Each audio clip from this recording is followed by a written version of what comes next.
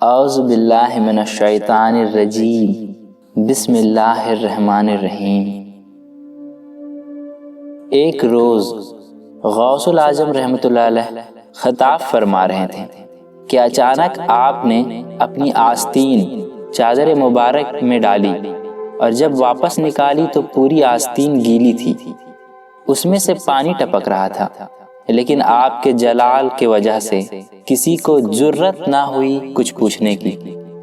کچھ دنوں کے بعد ایک قافلہ بغداد پہنچا جو سمندر کے راستے کشتی کے ذریعے آ رہا تھا۔ اس قافلے کے لوگوں نے ایک عجیب واقعہ بتایا کہ زور کا طوفان آیا اور ہماری کشتی ڈوبنے لگی۔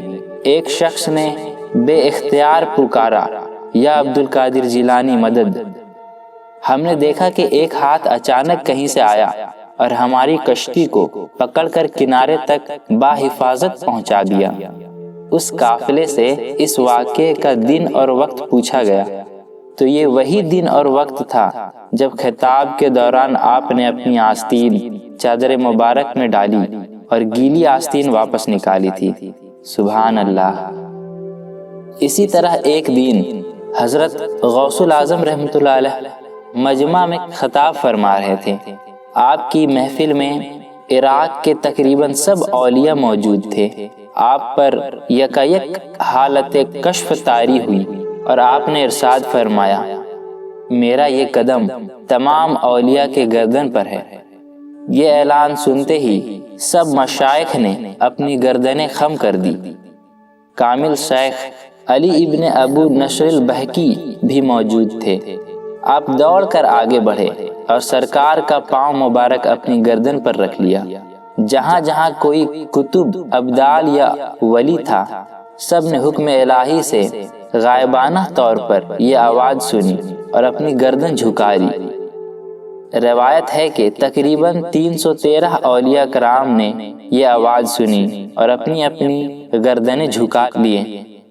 حضرت خواجہ معین الدین چشتی اجمیری رحمۃ اللہ علیہ خراسان کے پہاڑوں میں مجاہدے میں مصروف تھے۔ آپ نے بھی یہ آواز سنی اور اپنی گردن اتنی جھکائی کہ سر زمین کو چھونے لگا۔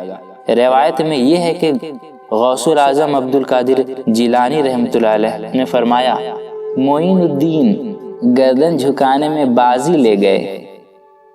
اصفہان کے ایک ولی شیخ صنعان علم و معرفت کے بہتے سمندر تھے۔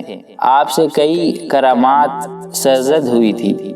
آپ نے بھی یہ آواز سنی، لیکن غوث الاعظم کا مرتبہ پہچاننے سے قاصر رہ گئے اور گردن جھکانے سے اعتراض کیا۔